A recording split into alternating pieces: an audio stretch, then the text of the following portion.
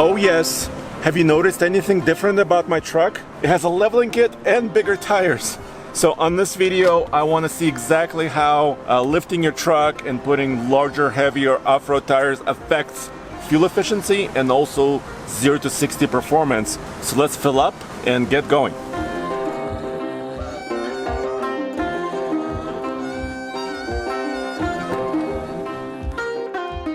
Whenever we do our MPG loops, or actually anything with fuel, we use Sinclair DynoPay app. It actually allows us to save a little bit of money, and also they have really high quality fuels. They have DynoCare additives in all grades of their gasolines. I've kept this truck stock for a year and a half on stock tires, stock powertrain, so the only changes you see now are bigger tires and a 2-inch leveling kit. I'll explain that in a second. I'm using our standard mixed city and highway 55-mile driving loop, and I'll be using 91 octane. I'll show you what happened with the stock truck. The efficiency I'm shooting for is about 22.5 mpg, and we'll see what the 0 to 60 comparison is. I'll show you both.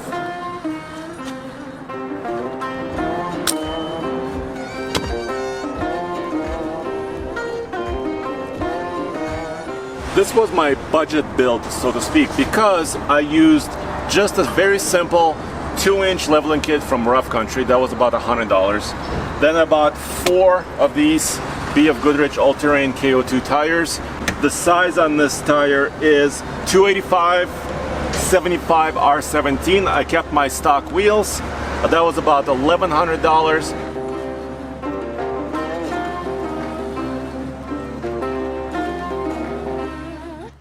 Howdy folks, I am here with this star of Northern Lightning, our Ford F-150 Lightning, and I have other stars, and all of which you're going to be able to meet at the Overland Expo, including me. Yeah, that's right. We're going to be hanging out between 2 and 3 on Friday at the Overland Expo to meet and greet you guys, but there's somebody else who's going to be there as well. That's right.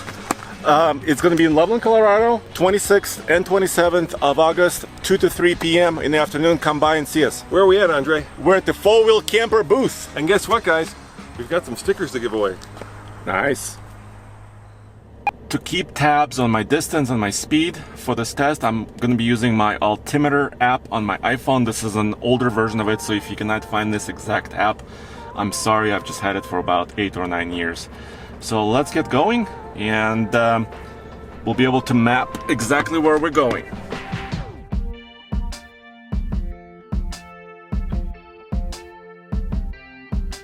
If you've been watching TFL Truck, you probably have recognized this F-150 already. If not, this is a 2021 F-150 hybrid, which means it has a twin turbocharged V6 3.5 liter engine combined with an electric motor. Total power output is 430 horsepower and 570 pound-feet of torque. I ordered it as soon as this truck was available for the next generation of this truck when it came out in 2021. I wanted to be one of the first people to test it, and I almost was. Now I have about 18,000 miles on it, and I have a full long-term update for you. Go back to oldtfl.com or just check this channel, TFL Truck. When I did this loop before in my fully stock F-150 hybrid, here's what happened. Let me show you the fuel efficiency I got. So this precise loop was 54.3 miles, and I used up 2.41 gallons. 22.5. Huh, so the computer was optimistic. I did not reach 24 mpg like I was hoping, and I did not receive 26.5 like the computer said. But that's real world testing. I am in eco mode for the mixed loop, and it's a bit of city driving and also some 2-lane highway driving as well. And I'm also going to show you this. A lot of you guys say that once you lift your truck and put bigger tires, that hybrid feature kind of goes away, where it's using all electric mode to drive. That's not the case. I've showed that before and with other trucks. So as you saw, 22.5 mpg was the stock truck fuel efficiency. I hope I can come close to that.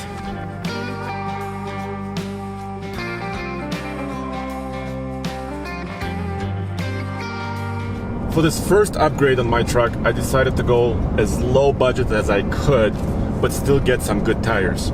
So, I got a 2-inch leveling kit for the front suspension. It's basically aluminum discs. I got them from Rough Country. That was about $100. Then I had to get them installed. I decided not to do it myself because it's a little complicated. You need a lift to make it easier. So I went to my buddy Devin at Devin's Car Care and ended up paying about $320 to install them, including alignment. So that was a pretty good deal, I thought. And then I spent $1,100 on the tires themselves and about $80 to mount them. That was at Costco. So overall, what is that? That's about $1,600 to do this suspension leveling kit and the bigger tires.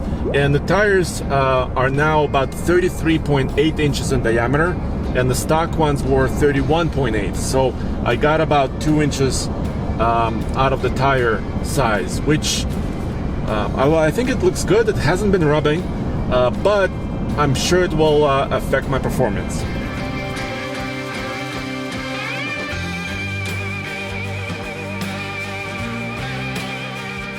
Now we're getting closer to the part of the video where I'm gonna show you a 0 to 60. I have to run this like quarter-mile dirt road stretch to get to that dead-end road where I can show you the acceleration. But I want to show you 2 other times where I ran my stock F-150 hybrid at the same place. Once it was with 87 octane, so let's roll that footage right now and see how fast that was. But here at a mile above sea level, of course, turbos and electricity will help quite a bit. And of course, accelerating like this, it burns a lot of fuel. Here's my quickest time today, 6.24. For a stock work truck, that was not too bad, huh? 6.2 seconds, 0 to 60 at a mile above sea level. And now I want to show you another time, now with 91 octane premium fuel at a different time, and this was a big surprise. No way! No, no, that can't be. 5.61. This is a fully stock truck. There's absolutely zero modifications. A mile above sea level. That is very fast. Yeah, that was a shocker, wasn't it? 5.6 seconds 0 to 60 for a stock crew cab 4-wheel drive truck. That was really amazing. I was really pleased. But now the truck's a little bit heavier. It's got bigger tires, heavier tires. It's gonna be harder to turn them. But I'm gonna go into sport mode. Let me show you what it does. Alrighty, so sport mode enabled, 4-wheel drive enabled. I did that also last time just to get the best traction. I'm gonna brake torque it as much as I can. I'm using actually 2 Solo DL GPS devices just to make sure. Still very strong, lots of torque. Woo! Okay, so here's the result I have, 6.19. So, this is using premium fuel once again, as you saw, 91 octane. The other time I had was 5.6. That was my best all-time time that I've ever done in this truck. And so 6.19 is basically what I got on this run, which is not bad still. Yes, it is slower, turning big tires, and also very grippy tires. Will be slower. I'm gonna do one other run in the opposite direction and see how that affects it and see what the best time is. I'm gonna brake torque it again.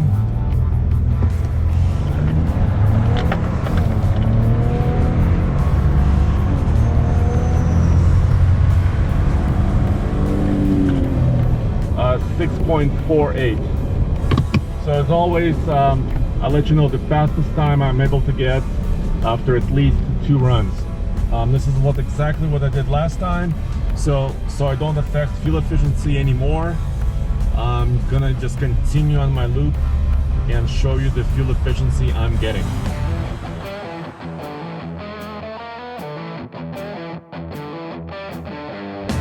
And we're back.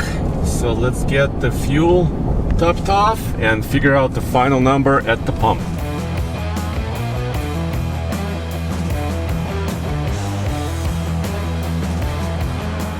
So this particular round trip was 63.3 miles. I told you it was a 55-mile loop. Well, I went a little bit of extra distance this time.